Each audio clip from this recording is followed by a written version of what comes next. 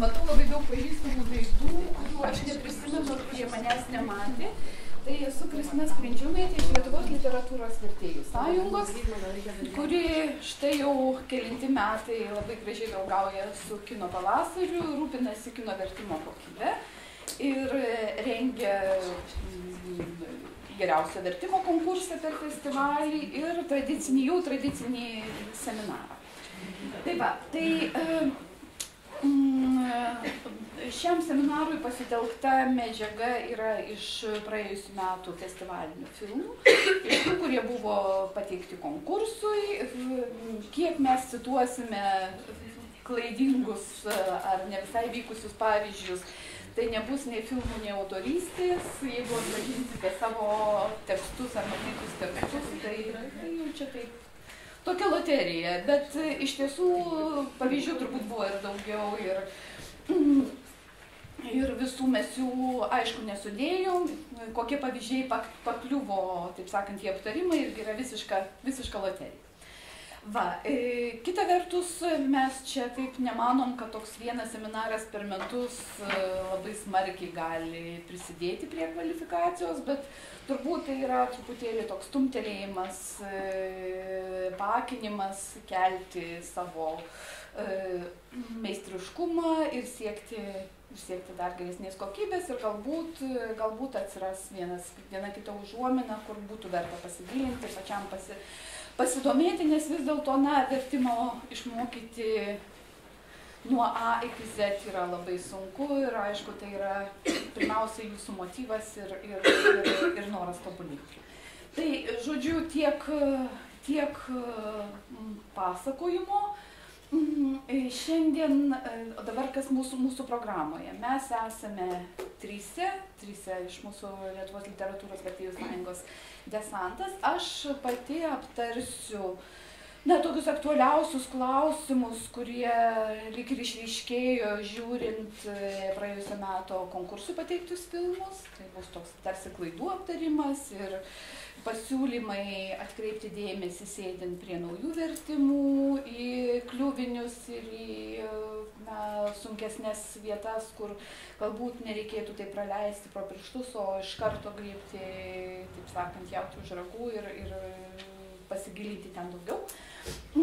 Irena Potašenko, kuri irgi nuo pat mūsų draugystės su Kino pavasariu pradžios yra, taip sakant, mūsų aktyve, šį kartą aptars vadinamosios nenorminės leksikos vartojimą kino dialoguose. Surinko šiek tiek pavyzdžių ir truputėlį gal kiek teorijos ir apskritai, kaip jinai pati sakė, tai bus visko neapriepiantis dalykas, tik tai šioks toks ekskursas. Ir, galbūt irgi sukels įkvėpimo ir kūrybiškumo šiokią tokią bangelę.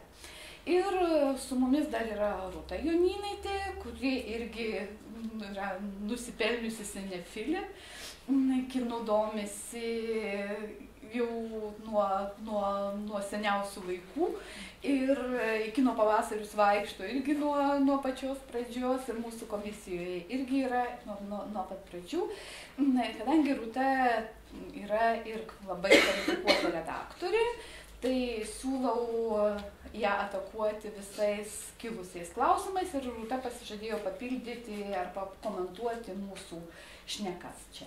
Tai va, tai tokia būtų, taip sakant, toks bus mūsų planas ir aš dabar kaip kine pereisiu už kadro ir komentuosiu jums už nugaros, nes man tiesiog yra taip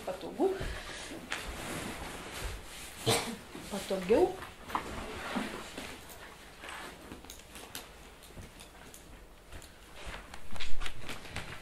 Tai čia dar sugrįšiu prie mūsų konkurso, tai yra tie žmonės, matote sąrašą žmonių, kurie vertino visus pernai pateiktus filmus ir ką jie vertino, taisyklinga ir sklandžia lietuvių kalba ir teksto kompleksiškumą, tai aišku yra didelė loterija. Kuo sudėtingesnis filmas, tuo didesnė tikimybė, kad jeigu vertimas bus puikiai atliktas, gausite bent jau pagirimąjį žodį. adekvatų stiliaus perteikimą, emocijų raišką, žodžiu, ir aišku pritaikymą titrams, nes mūsų komisijoje buvo vienas kitas žmogus, kuris ir pats verčia filmą, ir jau seniai verčia kiną. Ir, na, iš šalies, aišku, visada spręsti yra lengviau negu pačiam žmogui dirbančiam. Na ir čia mūsų laureatai ir į ką atkreipė ekspertai dėmesį už meistriškai suvaldytą įvairialypę informaciją. Iš tiesų tai yra sunki užduotis, už išraiškingus ir ekspresyvius dialogus. Ta emocinė raiška, kaip ir pati šnekėsiu, irgi gana sunki. Ir sunkus dalykas, ne visiems įkandamas, ir 3 pagiriamieji žodžiai už tą pačią nenorminę leksiką, gatvės kalbą, už kūrybingą lietuvinimą ir už sodrią lyrinę raišką. Na, o dabar apie didžiausią bėdą, kuri kyšo, taip sakant, beveik visuose vertimuose. Iš tiesų, tai labiausiai kiša koją pažodiškumas. Ir tas pažodiškumas, jis turi visokių įmanomų raiškų. Ir aš čia grįžtu ir cituoju pernai kalbėjusią Ireną, kad lietuvių kalba yra labai konkreti. Ir iš tiesų visi tie abstraktūs veiksmažodžiai, ypač anglosaksų kalbų, bet ir ne vien anglosaksų kalbų, lietuvių kalbą paprastai verčiami, na, ir palei kontekstą, ir nėra, ta prasme, ir visi tie daryti, eiti ir panašus veiksmažodžiai lietuviškai verčiami žodynuose paprastai irgi randate daug visokių įmanomų reikšmių. Ir na, šiais pavyzdžiais aš tiesiog noriu irgi parodyti, kad verčiame pagal kontekstą ir kitas syk yra labai svarbu matyti ir vaizdą, nes jeigu matai, kas darosi ekrane, tai nepasakysi užgesink šviesą, nes aiškiai matai, kad užpučia žvakę. Ir kad nelaimingi gali reikšti daugybę dalykų ir viskas priklauso nuo kontekstų. Dar viena eilė pažodiškumo, kur atrodo tarsi ir teisingai išverti visus žodžius, o pasirodo, kad lietuviškai vis tiek kitas ir sunkiai supranti ir skamba negražiai. Ir baltasis žmogus ir panašus dalykai. Tai čia iš svetimų klaidų tokių tikriausiai nebepadarysite, tikriausiai susidursite su kitokiais žodžių junginiais, bet čia, na, kaip tas raištelis, mazgelis ant nosinės, nepamirškite. Ir dar viena eilė. Ir korumpuoti, ir tas angliškas right yra, na, gana dažnas dalykas. Ir įdomiausia, kad čia ir pavyzdžių mes parinkome netgi iš pačių gerųjų vertimų, nes buvo tikrai ir kūrybingų sprendimų ir matyti ar nuo nuovargio, ar nuo skubėjimo, ar nuo neperžiūrėjimo tą vieną likusį paskutinį kartą prasprūsta tokių ravėtinų dalykų. Dar eilė pavyzdžių, kuriuos, manau, tik tai verta paskaityti ir klausti, jeigu kas neaišku. Labai aišku, nesinori, kad tie negerieji sakiniai įsirėžtų atmintyje, bet, na, jų visai necituoti irgi neišeina, tai aš jau čia visaip kaip bandžiau juos braukyti ir kitus rašyti stambiau ir didesnėm raidėm, kad jie labiau išliktų. Kartais tas sprendimas yra labai paprastas, atrodo lyg ir veiksmažodis teisingas, bet tos prasmės niuanso, tikrojo niuanso jo ir nėra. O lietuvių kalba ne veltui turi ir priešdėlius ir priesagas, galybę jų, ir taip pat veiksmažodžių veikslus, kurie reiškia ar užbaigtą, ar kartojimą, ar dar kokį nors veiksmą. Ir, vien šaknies ir galūnės dažnai neužtenka. Yra ir numirė, ir išmirė, ir pasimirė, ir kiekvienas iš jų turi skirtingą atspalvį, o kaip tik to atspalvio kartais ir pritrūksta tai jau visai gerai ir tobulai raiškai. Kita iš pažodiškumo kylanti bėda yra daugiažodžiavimas, kai verčiami visi žodžiai, kurie buvo originalo kalbos sakiny, jie atsiranda vertime ir tada reikia tiesiog prastinti reiškinius, reikia braukyti. Labai daugeliu atveju iš tiesų užtenka išravėti, užtenka išbraukyti tai, kas nereikalinga. Pirmiausia įvardžiai, paskui visi gali ir kitokie modaliniai veiksmažodžiai. Kartais reikia ir pusę sakinio galima išbraukti, nes jeigu mūsų pirmas karas, tai jau nebūtina daugiau ir aiškinti. Kartais labai aišku iš konteksto, nes kai yra kaltinamas, per ją buvau neteisingai atleistas, tai jau ir taip aišku, kad neteisingai ir tą trumpti galima. O paliktai, nueik ten ir panašus šitokia raiška irgi yra trumpintina ir tokiose vietose, man atrodo, reikia tik tai sustoti ir paklausti savęs, kaip žmonės kalba virtuvėje, gatvėje, sode ar garaže. Ir niekas nesako nei tuos, nei šituos, nei ten, nei dar kaip nors, jeigu mes kalbam apie šnekamąją kalbą.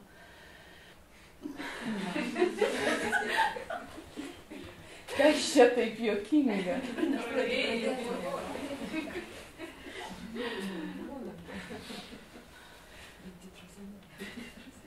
Čia turbūt irgi komentarai, kažkokių ypatingų komentarų kaip ir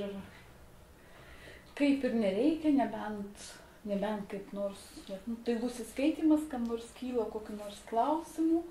Čia, aš nesakau, kad tai yra pati geriausia raiška, pats geriausias taisymas, bet bent jau tikrai geriau negu pateiktame vertime. Žodžiu, vienas galimas variantas, o vertimas yra kūrybinis procesas ir galbūt galima ir netgi dar kūrybingiau. Tik, visada reikia pastangų, kad atsiplėštumai nuo originalo.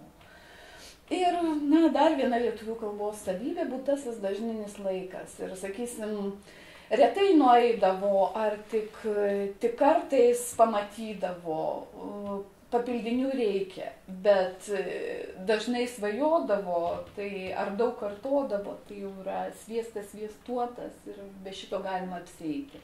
Nes pati dažninio laiko priesaga kalba pati už save. Ir dar vienas toks, beveik piktžolė, yra skirtingi, nes apie vienodus turbūt reikia nurodyti. O jeigu mes kalbam apie rūšis, tai pati rūšis jau savyje turi skirtingą reikšmę ir kitas sykį reikia tik tai išbraukti arba daugiau kitokių, dar kokių nors. Ir tas žodis skirtingas iš tiesų yra piktžolė labai daug kur, visur bendrinėje kalboje ir netgi viešoje kalboje jų yra kažkaip labai išsikerojo ir aišku, tai pereina į žmonių kalbą. O tas nesugebėjimas teisingai išreikšti ar įsikibimas originalų ir negalėjimas pereiti į lietuvių kalbos registrą neretai ir klaidina žmonės ir, sakysim, ir netgi ypač svarbiose detalėse, o kalbant apie kiną, tos emocijos ir atskiri dalykai, jie ir būna svarbus. Šuns lėkštė ir lėkštė su šuns paveikslėliu arba su šunimi yra tikrai skirtingi dalykai. O sakysim, yra ir sunkiai suprantamų sakinių, prieš einant toliau galite prisėsti, kai veiksmas vyksta teisme, niekas ten niekur neina. Ir turbūt reikia gerai pagalvoti, kaip ten yra iš tikrųjų. O žiūrovas turėtų mėgautis kinu, o nespėlioti, kas buvo pasakyta. Čia iš vieno filmo keli pavyzdžiai ir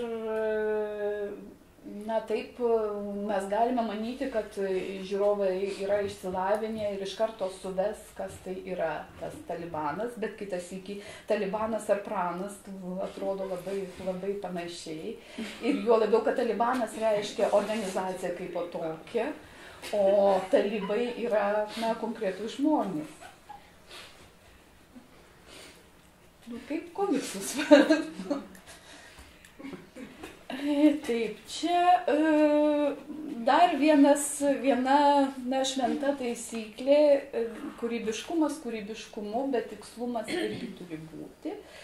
Ir ypač, kai turime reikalo su kažkokia specifinė tema, dokumentiniai filmai, eseistika ir panašus dalykai. Ir dabar aš tiesiog pasiūlysiu, viena mūsų vertintoja tiesiog parinko kritikuodama pavyzdžių, tai aš juos ir jums ir pateiksiu. Sakysim, tai yra angliškas terminas ir vienas yra oficialus pavadinimas, kitas yra vertėjo fantazija. Tai dabar atspėkite, kuris yra tikras pavadinimas ir arba... Ką? Pirmas tikras. Va, ir irgi mirusiųjų ir mirties knyga yra didelis skirtumas ir čia yra tiesiog priminimas visiems, kad susidūrus su kažkokia mokslinė tikslia informacija, filosofinė informacija, gali įsivaizduoti, kad tu žinai, kaip tai lietuviškai vadinasi, bet sveika pasitikrinti. Tos paties tibetiečių knygos pavadinimas yra dar vienas ir taip dešinėje pusėje yra vertėjo fantazija. Jam atrodė, kad taip galima vadinti. Sakysim, ir tai iškreipia mintį, o paskui toliau ją plėtojam, kitas iki ir metafora atsispiria nuo tos reikšmės ir tada jau atsiranda daug fantazijos duotąją temą. Ir čia irgi buvo kalbama apie cituojamas filosofas ir kalbama apie filosofinius dalykus ir, sakysim, kurti pasaulį ir kurti visiškai naujus pasaulius, tai jau yra labai rimtas klaidinimas ir tai yra didelė vertėjo nuodėmė. Dabar, kaip manote, ką reiškia žodis išgyventi? Čia mokėjimas išgyventi, kuria iš lietuvių kalbos žodyne pateiktų prasmių šitas žodis čia pavartotas. Nes tiesiog tokios reikšmės kaip ir nėra. Čia yra taip, likti gyvam, sugebėti išsisukti, versti, suktis dar kaip nors. Ir tai irgi yra, taip sakant, žmonių, kurie vartoja lietuvių kalbą sąmoningai, klaidinimas ir klaustukų galvoje auginimas. Nes tada imi galvoti, o ką čia turi galvoje. Ir dar keletas irgi palyginimų, sakysim, kad yra didelis skirtumas. Vienur skirtumas, nes irgi nepatikrinta, bazė ir bastionas skiriasi. Ir sliekas nuo kirminų irgi skiriasi iš principo tai, o evoliucijos teorija turi jau tikrai įsitvirtinusi visiems žinomą pavadinimą ir nereikėtų šitoj vietoj fantazuoti. Kanonas yra kanonas, kanonas palengvina ir mūsų raišką, ir žiūrovui supratimą. Ir dar buvo pora tokių dalykų, kurie painiojimų, kur vertėjas tiesiog pats nesuabejojo ir prasprūdo dalykas, nes emigrantas ir imigrantas skiriasi ir vedinas ir vedamas. Vedamas yra pasyvus veikėjas, vedinas tas, kuris veda. Daugybę kartų kilęs klausimas daugeliu vertintojų su svetimvardžiais. Iš tiesų dabar galima daryti daug ką. Galima perrašyti lietuviškais rašmenimis, rašyti originalo kalba ir visaip taip, bet vienintelį galima daryti viską išskyrus tai, kad turi būti lietuviškos galūnės.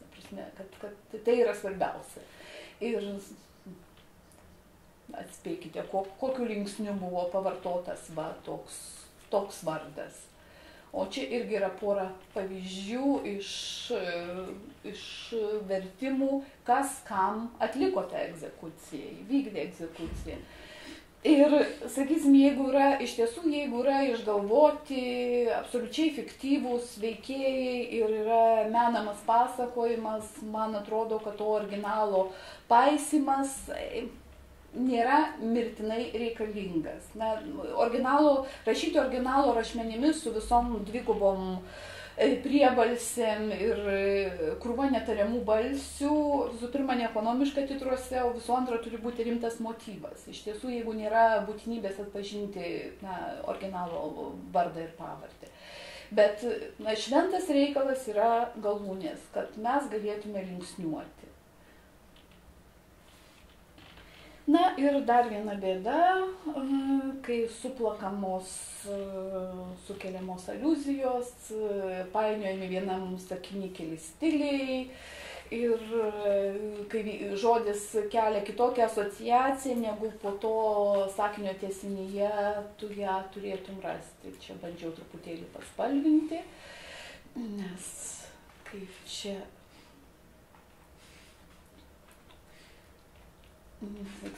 kuomet ir nusimatyti yra du skirtingi knyginis ir šnekamasis stilius.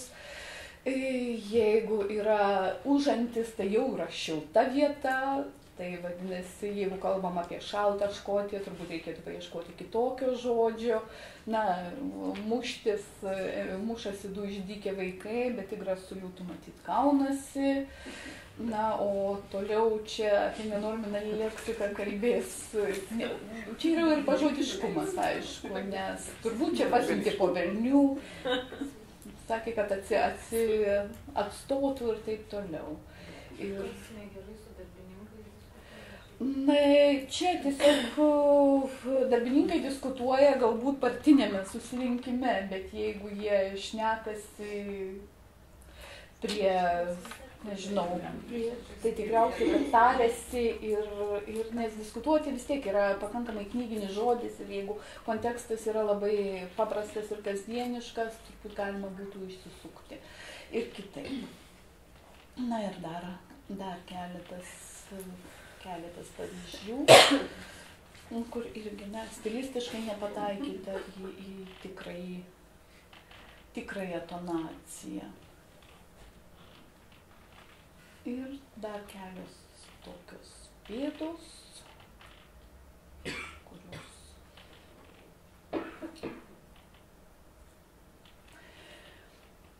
ir čia irgi viena mūsų vertintoja parašė, aš tiesiog nukopijavau pernai, man regis apie tai kalbėjau, apie šitą raišką, kad tai, ką mes vartojame tarpusavyje, arba tai, kas taip lengvai išsiverčia iš vienos kalbos į kitą, nebūtinai yra ta tokia pati tikroji ir pati tinkamiausia raiška. Ir yra ir kitokių būdų klausti, ne tik tai teiginys ir po to padėtas žodelis, ne, mes galime sakyti ir kur, ir negi, ir argi, ir taip toliau, ir panašiai. Tai čia dar sykį priminimas pernykštės medžiagos. Ir dar viena buvo pastaba vienos mūsų vertintojos, kuri jau ir universitete dėsto ir sako, taip, jaunimas dabar labai mėgsta kavytes, arbatytes, karvytes ir ką tik nori, bet kai kalba gangsteriai apie doleriukus ir sukerta rankas sakydami teisibiukė, tai nėra ta tikroji raiška, tai taip kaip šnekame, nebūtinai turėtume rašyti.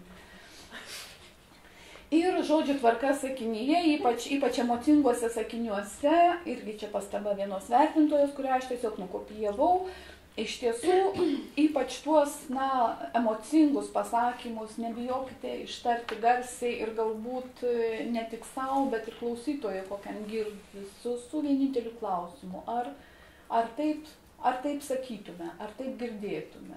Ir tada žodžiai tikriausiai suguls patys į savo vietas. Kažkaip specialiai nerankiojo pavyzdžių, galbūt mes padarysime šitą temą tokią platesnę kitame seminare. Ir su kablelės. Kablelių bėdos buvo iš esmės dvi, per daug ir per mažai.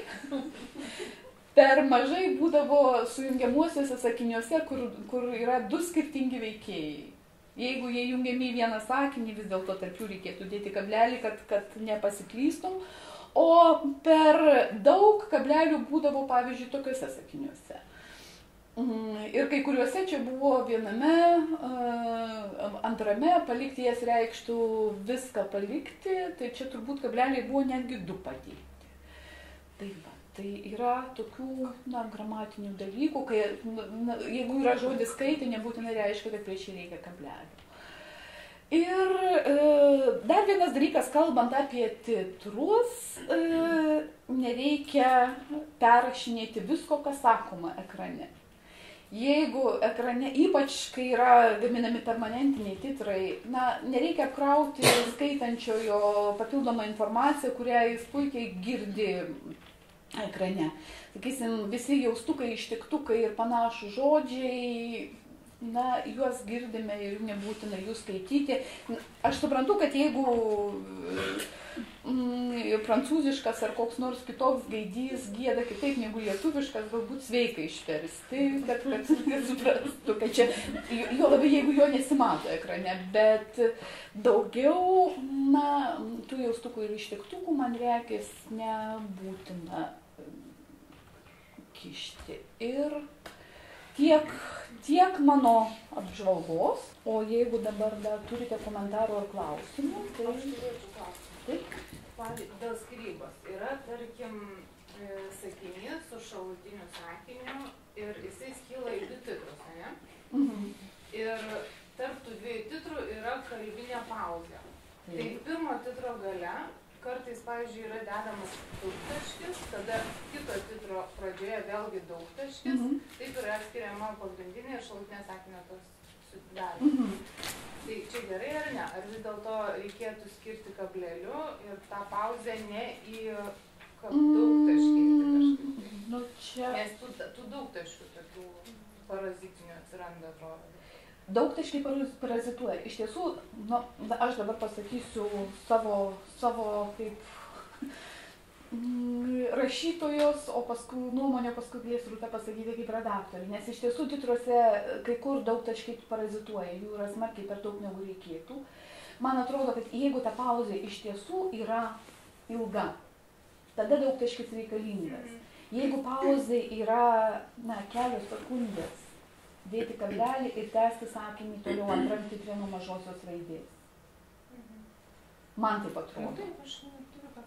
Aš norėčiau pridurti. Iš tikrųjų, tai jeigu, aišku, kai mes titruojam gyvai, tai yra viena, bet kai, pavyzdžiui, ruošiam tuos titrus, kurie visą laiką ant filmo, tai realiai to pirmojo daugtaškio jo, aš irgi sutikčiau, kad kai sakinys baigėsi, padedam daugtaškį, nes tarsi tęsiasi mintis, bet kitas titras, jis turi atsirasti tada, kai pradeda šnekėti bet kokiu atveju. Tai realiai to pradžioje dar vieno daugtaškio tikrai nereikia, nes titras atsiras tada, kai pradeda šnekėti. Tai tada didžioji prasideda tarsi čia jau priklauso, man atrodo, labiau nuo situacijos, koks buvo sakinys, ar kadrai ten keičiasi labai greitai, ar gal labai lėtai, man atrodo, čia jau priklauso. Nes jau labiau, jeigu sakinys yra prijungiamasis, sujungiamasis, sakysim, ir ypač sujungiamasis, ne, kai yra 2 veikėjai ir ne kažkoks ten aiškinimas, ne jungtukų prasideda. Tai jokio didelio skirtumo, čia yra jūsų valia, ar jūs dėsite tašką ir darysite 2 sakinius. Ir kitas dalykas, man atrodo, kad daugtaškis, jis tarsi perša mintį, kad čia yra nutylėjimas. O jeigu toliau yra tiesa, tai tas daugtaškis, jis iš tiesų, sakyčiau, kad piktžolė, tikrai parazitas. O tada dar dėl garsažodžių. Pavyzdžiui, tarkim, aš versdama susidūrus su garsažodžiu, dažniausiai stengiuosi jį bent minimaliai išversti, nes galvoju apie kurčnebylius. Kad jie skaito titrus ir jie nepajaus emocijos. Ar čia visiškai nesusiję? O čia tai geras klausimas.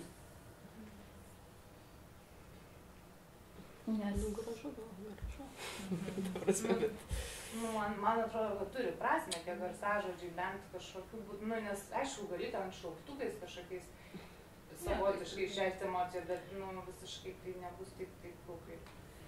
čia yra... Bet antra vertus būna tie skirtingi. Aš Jo, irgi nežinau, bet būna paprastai- tiesiog visiškai skirtingas titrų paruošimas. Taip, nes metodika yra ruošimo kurčnebylėms kitokia. Kur aprašai, kas ta prasme. Bet aš suprantu, kad ne, iš tiesų pagirtinas noras juos atsižvelgti, jo labiau, kad mes neturime galimybės rodyti ir vienokiam, ir kitokiam. Jo, mes tarsi, Taip. ta prasme, Lietuvoje, tai jo, aš nesu mačius, kad darys taip, niekas turbūt. Nu, bet, pavyzdžiui, va dabar aš, kadangi Prancūzijai nemažai susidūriau dabar su tais teatrais, tai tarkim, prancūzų praktika yra, jie iš viso nenaudoja. Absoliučiai jokių šitų garsažodžių nerašo apskritai. Nes taip, iš tiesų, nerasi tenai. Ten, kur galima nerašyti, ten reikėtų nerašyti. Netgi jeigu būna kartais, pavyzdžiui, kas nors paklausė ir atsako ne, tai net to net neberašo, nes tarsi aišku, tai jau visi supranta tarsi, kad čia bus ne. Nu, čia toks, čia jau net, sakyčiau, drastiškas toksai, Bet iš tiesų, kai kur, na, jeigu, sakysim, atsako ir linkteli galvą ir tas atsakymas tai yra taip arba papurto ne, ir jis yra toks trumpas ir juo labiau gyvai titruojant, tai aš kai kur pati irgi išleidžiu, tai dėl to, kad, na, tiesiog tu supranti, juo labiau, jeigu ten po pauzės ar dar kaip nors, kol tu sureaguosi, praeis jau ten ir bus viskas po post factum.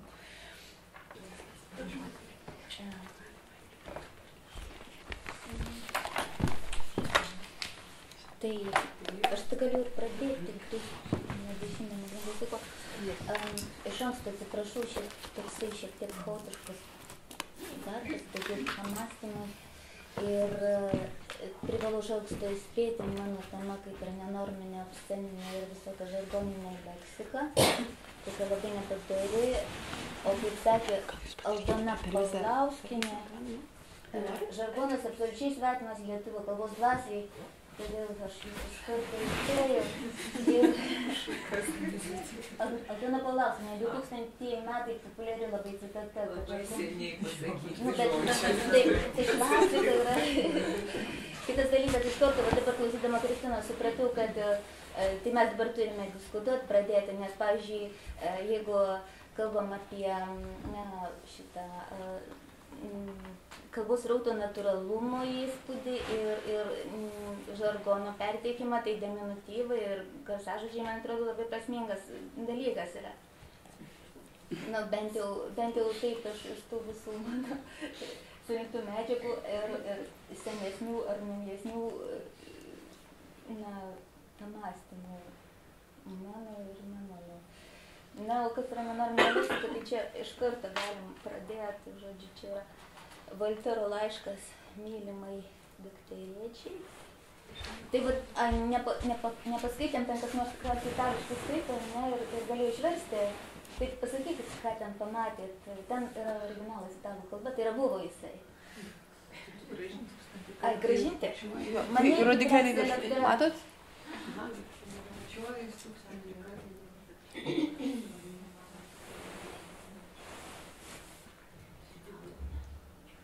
Ten yra kas nors neįprasto, ar ne? Kaco. Taip, ir nuo... Kūlo. Taip, įsivaizduokite vertimą į anglų kalbą, tai yra tradicinis vertimas. Ir įsivaizduok, nepatinka? Ir yra vertimas, kurį atliko psichologas, man atrodo, psichiatras iš Argentinos. Ir dabar mes galim matyti, iš tikrųjų, kaip aš įsivaizduoju, kad atsiveria erdvė pamastyti apie tai, kas yra ta leksika, kokią funkciją jinai vis dėlto atlieka ir kaip svarbu, kad vertimas darytų tokį patį panašų poveikį kaip originalas, tai iš tikrųjų tik tiek. Toliau, apie nemėgstančią žargonizmų lietuvių tautą irgi šis beitas, kad tai yra ženklas nebejotina yra, kad žargonizmas yra ženklas ir kad net keiksmai vis dėlto nėra atsitiktiniai ir kad tai nėra visiškos šiukšlės, o kartais atlieka labai svarbią funkciją, mes matome ir iš Danutės Kalinauskaitės pavyzdžių. Man pačiai dabar įdomu, tas Joptvailiok, kaip jūs manot, kas čia? Nes Danutė tai aprašo. Kas taip galėtų, sakykime, ištarti pats? Bet čia normalus įprastas žodis. Ir vėliau, nu tai...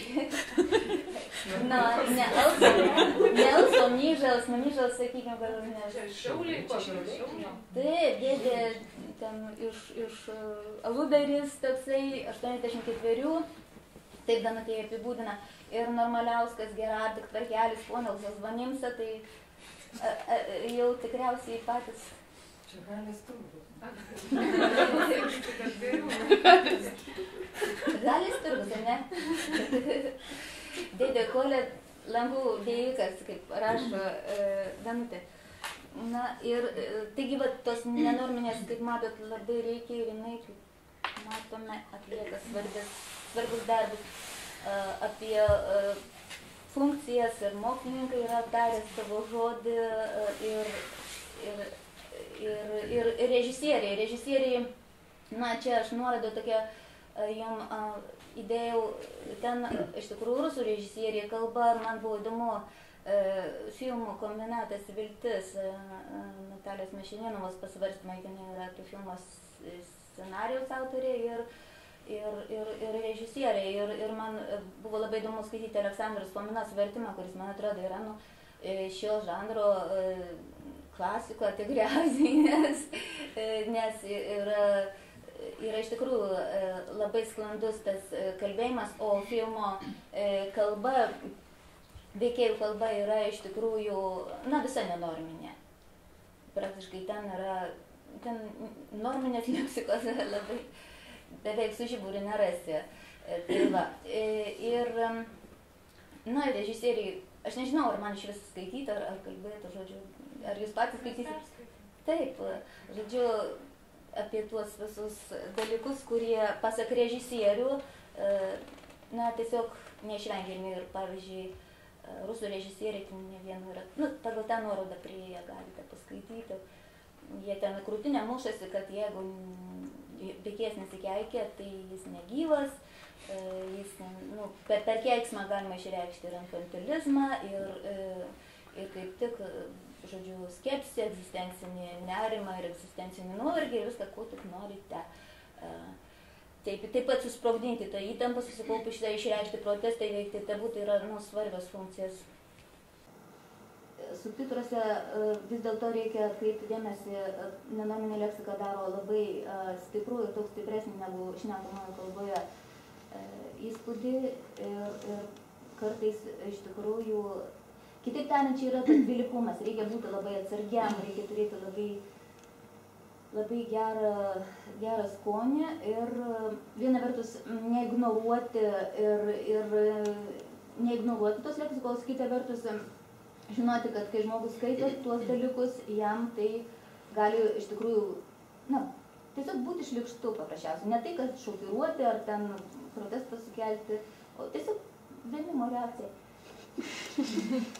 Banalė taip, kad, na, čia yra techniniai reikalavimai subtitrams, tikriausiai visi 100 kartų visą tai žinote, bet vienas iš dalykų irgi tokia dviprasmybė.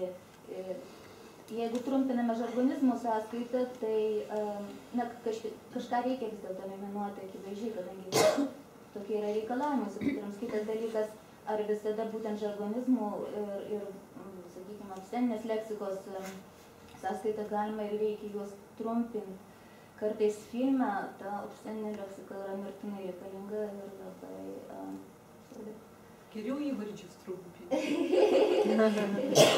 Stipri priemonė efektyvi, suprantate, tik tada, kai ją nepiknaudžiaujame ir va čia Laurinas Katkus labai gerai pasakęs yra, kad kai dialogų dirbtinumą bandome įveikti padauginant matų, jie padėties nepataiso, o daro dirbtinę kalbą, dirbtinės. Ir, na, čia atsiprašau, pavyzdžių neparinkau, bet iš tikrųjų tokių pavyzdžių galima parinkti, kai tarsi yra tų stiprių žodžių, kiek nori ir jie visai, nu, kaip ir yra originalo ekvivalentai, bet originalo sakinio, bet kažkaip sakinys neskamba ir neskamba. Taigi, na, čia elementari technika, vertimo vis dėlto nereikia bijoti dvikalbių ir aiškinamųjų žodynų. kiekvienu atveju vis dėlto pasitikslinti žargonizmo šiurkštumo laipsnį, kontekstus, jeigu įmanoma vartojimo specifiką. Na čia iš vieno prancūziško filmo vertintų darbus, paskui aš pacituosiu tos autorės, jos čia taip gražiai surašiusios,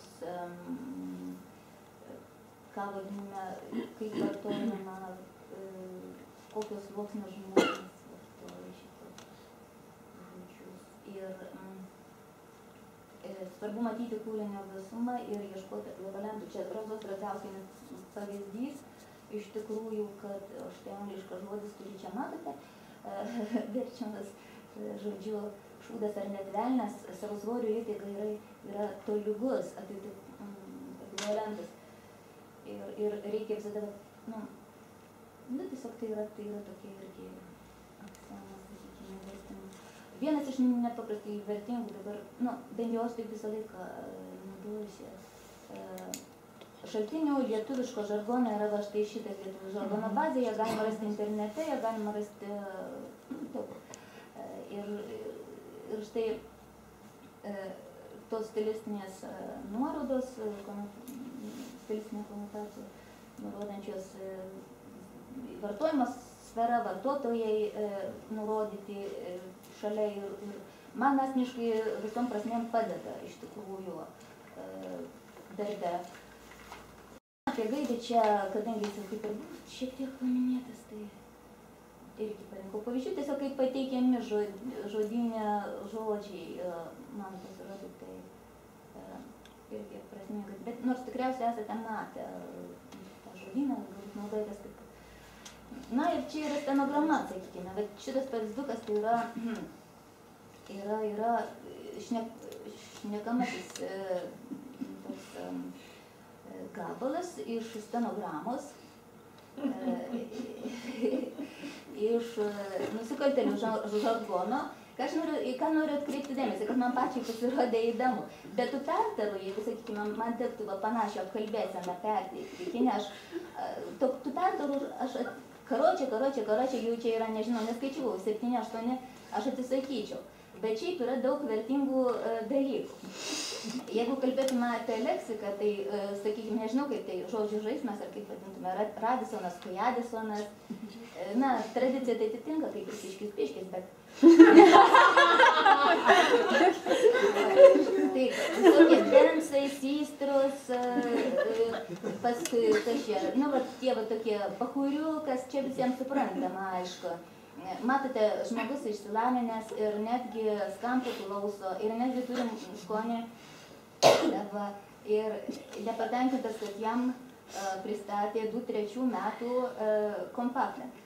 Tavas 2-3 ir šiam, trem, aš mačiau, Fulmina vartoja taip sėkmingai vertimuose ir taip iš tikrųjų viskas man aišku, pavyzdžiui, skaitai nebe kontekstą, va po keliarių metų praėjo jau daug laiko, nuo to laiko, kai aš mačiau tą filmą, bet kai jinai ten šiam, man labai, viskas aišku, viskas gražu, viskas sklandžiai, viskas taupu, ekonomiška, taip ir 2-3, 2-5, na, dar tas vardai, jeigu kažkam tinka, galbūt irgi man pasirodė įdomu, ginsi ir panašiai, galima tikriausiai kažką iš to paimti, perteikiant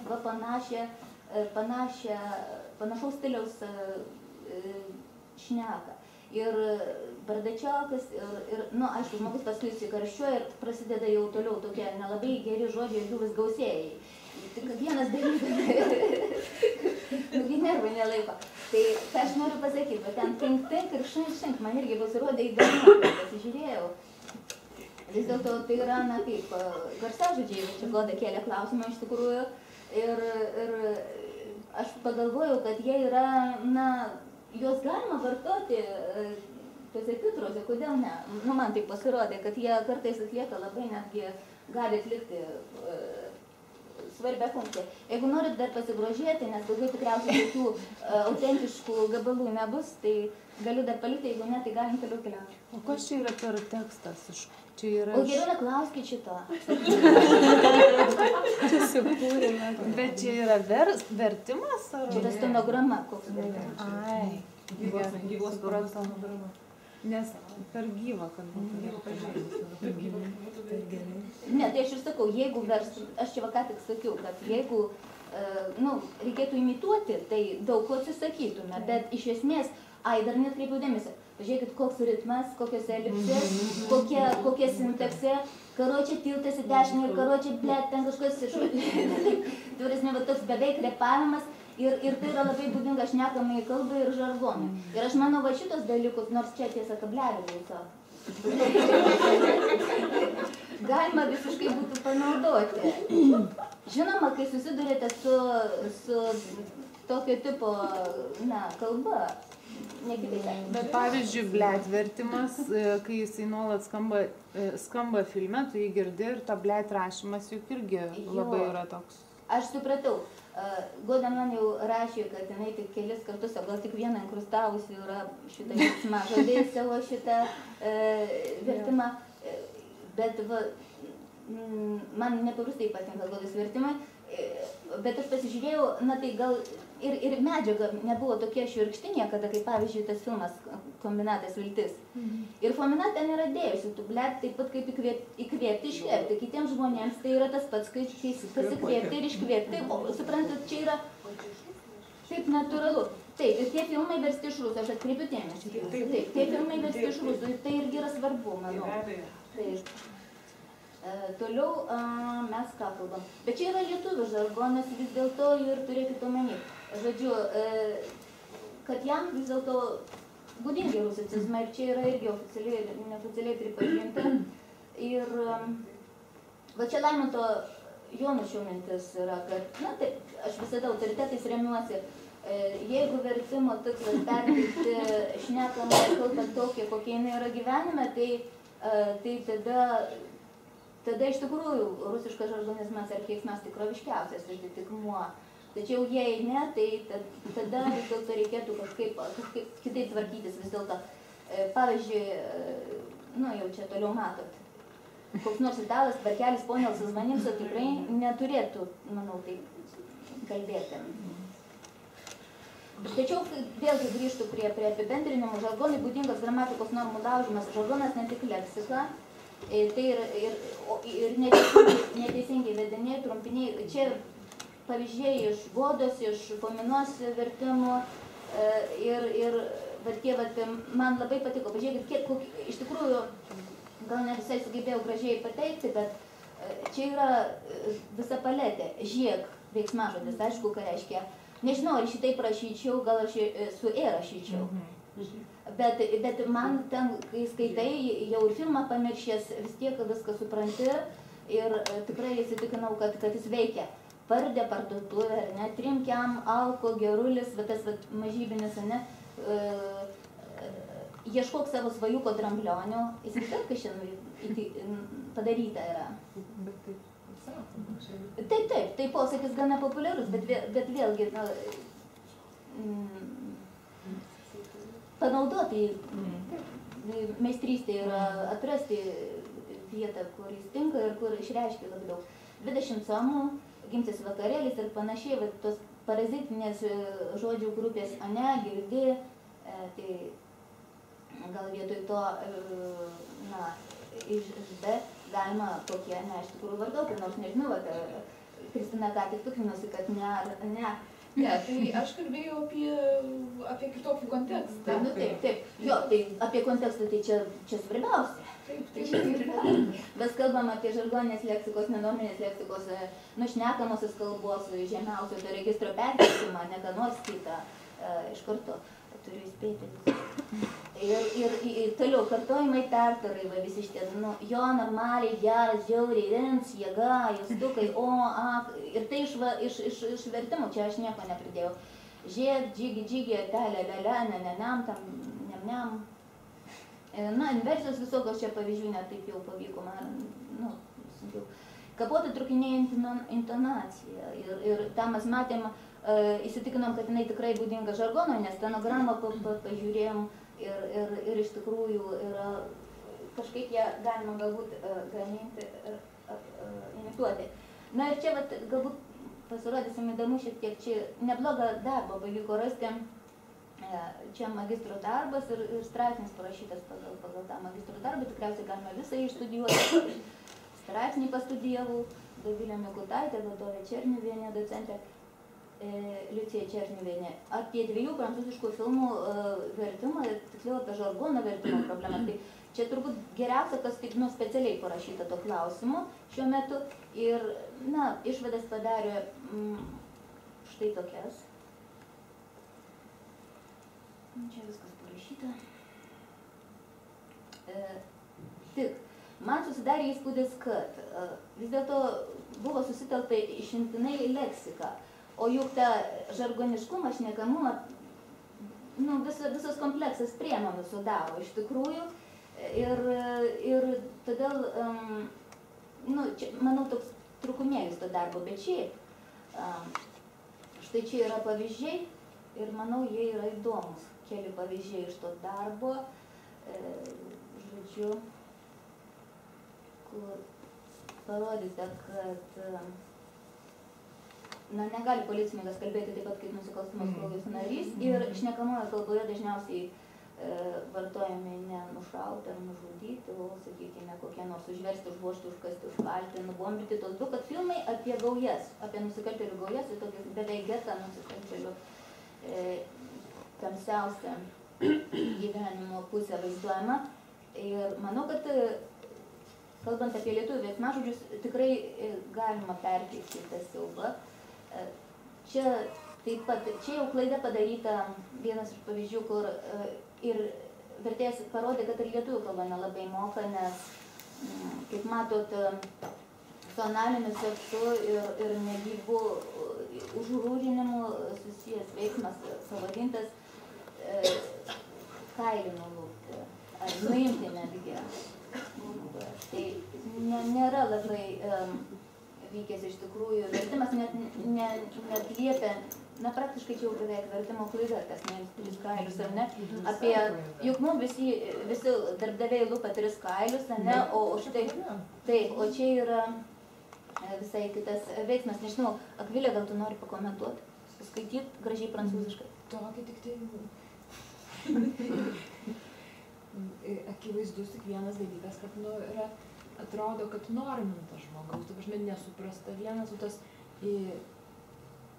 palieku tave čia, tai įkišu tave būsiu laimingas, kad įkišu tave už grotų, ar pasodinsiu tave tiesiog, gal šnekamoje kalboje, taip sakytų, o čia tas palieku tave čia kažkodėl, gal nesuprato. Tas padugnių minė, tai kaip iš kokio, nežinau, žodyno skamba. Pakėdilės, ką? Bachūrų gauja, sakytum, nežinau, kokia hebrytė, kokia nors laukia tave, kad čia tai jau stipriausia turbūt turėtų būti pabaigoje pačio. Kažkas jau tokio tikrai rimto, nežinau, išdulkintų mažų mažiausiai, kaip nors. O čia tas nuims 3 kailius. Viskas labai literatūriška. Pavirsta labai literatūriška kalba. Taip atrodo. Toliau? Taip, apie pinigus irgi gausybė yra visokios leksikos, bet šito filmo vertintojus pastebėjo vieną dalyką, į kurį tikrai, manau, verta atkreipti dėmesį, kad valiutos ir jų vertė keičiasi žodžių reikšmė, ta pati leksema pradeda reikšti kitą sumą ir kartais irgi vėlgi žiūrovas klaidinamas, pavyzdžiui, aš taip gal domiuosi, kiek kas mokėjau už remontą, o 100 tūkstantį, kad man įdomu sužinoti, pavyzdžiui, bet kaip tai padaryti, jeigu vertėjas kas matyt šito, ir kaip ir nežino turbūt, greičiausiai. Jo, čia keblu visą laiką būna su tais pinigais, kur ten būna kokie nors žargoniškai ir vis keičiasi, tarkim, ten 1000 frankų, 1000 gabalų ir paskui, žodžiu, verčiant, nebežinai jau, ko laikytis iš tikrųjų. Ir laikotarpį tada reikia labai žiūrėti, kada vyksta veiksmas ir panašiai, žinoma. Bet tos leksikos matėt, aš rašiau iš to žargono žodyno, nelabai man tembrėje patinka, bet babkės plačiai vartojamos. Dar apie pinigus, tai čia va vėl stenograma jūsų džiaugsmai. Šimtukais, kai davės to budovanės, tokią sumą šimtukais, žmonės džiaugiasi, malonu matyti, pasidžiaugiantis. Bent jau girdėti juos. Ir toliau ten, na, aišku, neišvengta visokių kvėptukų, bet atkreipkite dėmesį, štuka, ką reiškia, be abejo, žinote. O ką? Nu, šimtinė. Dvuškė, žinot, dvuškė man buvo labai įdomu, nes nesuprasti kažką. Bet man greičiausiai čia dvuškė apskritai yra žvirkštas 2 milimetrų. Ja. Ir toliau ten yra va tokių, o pitakas yra, aišku, 5. Ir dar noriu atkreipti dėmesį, va šitą pavyzdį iš Pominos vertimo prisimenu, netgi kai vartojam, sakysim, nebūtinai žargonizmą daiktavardį rinktis, ane? Kai šalia jo yra, šalia neutralaus daiktavardžio pinigai yra veiksmažodis žargoninis nuknisau, iš kartais viskas įgauna reikiamą atspalvį ir skonį ir kvapą. Ir toliau, va, aš tavo pinigus nuknisau, dabar išskrendu ir girdi, sakau, tavo 30 gabalų nufyrinau. Čia, nu, toks 30 gabalų, tai yra 30 tūkstančių irgi. Čia, na, apie išgertuves, nes tai irgi yra labai populiari tema. Ir kai jau kalbam apie tamsiasias gyvenimo pusės, tai šitos leksikos visada prireikia apsiforminti, prisidrošti smegenis, užpilti, prisikvazinti sielos langus, iš vidaus praplauti, labai gražiai skamba. Prisišiniuoti, prisimeikti, prisilupti blogiau, prisiliuopti jau visai blogai, prisikvasinti, pasipuošti. Mano laikais visi puošdavosi. Tai buvo geriau. Toliau. Galiu toliau? Na ir lytiškumas be abejonės lietuvių kalba negali lygintis su Harvardo universiteto profesorius Stengeris, su jo duomenimis ir su visais šitais sinonimų eilėm po 1000 siekiančiom, nutystančiom iki 200, bet netgi iki 800. Bet vis dėlto, na, tų dalykų yra ir kartais labai patogu per tą žargono bazę pereiti ir ten pasižiūrėti. Šaškių partiją stumti aš nesu niekada girdėjusi, bet štai pavyzdžiui, na, kiti kaip ir ne.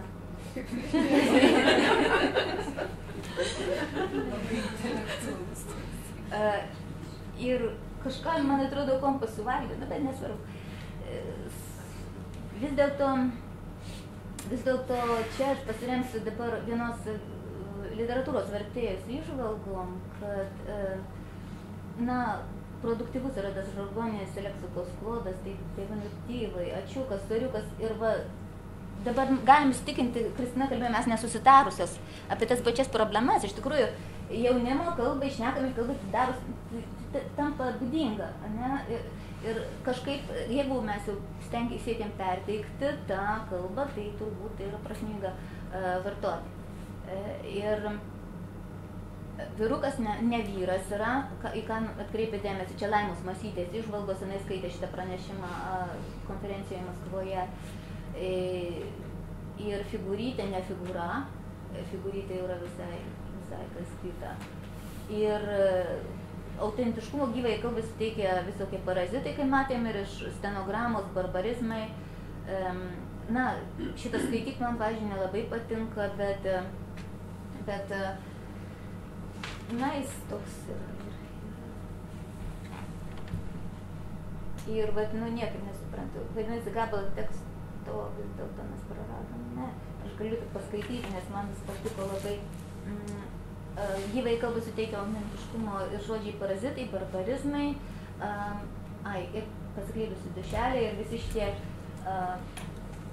žinai, seni, jeigu ką, šiaip jau aš irgi dirbu, jeigu ką, ir reikiamą intonaciją padeda sukurti ir ta žodžių redukcija, jei kiam dirba kažkokioje leidykloje, jeigu perteikiam šnekamąją kalbą, tai nerašome leidykloje, kokiu nors valgykloje, geriau tada iš tikrųjų trumpinti tas galūnes ir vienos skiemenys sumažėja. Ir taip pat patyrę vertėjai teigia, kad kartais žargonizmų tiesiog negalima versti žargonizmas, nes lietuvių kalboje skamba pernelyg šiurkščiai. Pavyzdžiui, slovenišką sakinį matirti menezė jebalaš, vertėjai išvertusi eik sau neskies.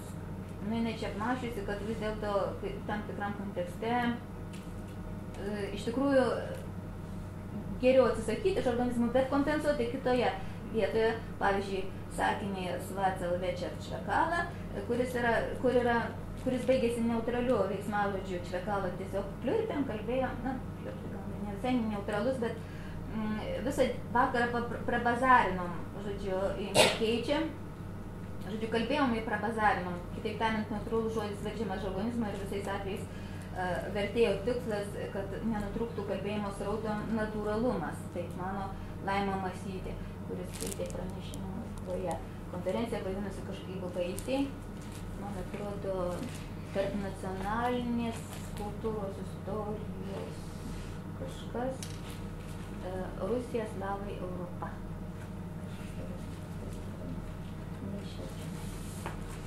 Tai va, man atrodo, kad jeigu norit, tai aš dar tada paskui gal pavyks man rasti keista, bet man pasiūlymas, kad kažkas nesutilpo į šitas, va, kaip vadinasi konferencija. Vertimas kaip tarp nacionalinės kultūros istorijos veiksnys. Tai tarp nacionalinio labai skambus žodis. Rusija, Slavai, Europa. Štai. Ir čia vertėja rėmėsi savo įžvalgomis iš Skubico, slovėnų rašytojo Skubico romano Tik pareik namo ištraukos vertimo. Šitas rašytojas siekia sukurti rašytinį šnekamosios kalbos variantą, kaip jisai teigia. Su tuo darbu galite literatūroje ir mene susipažinti išsamiau.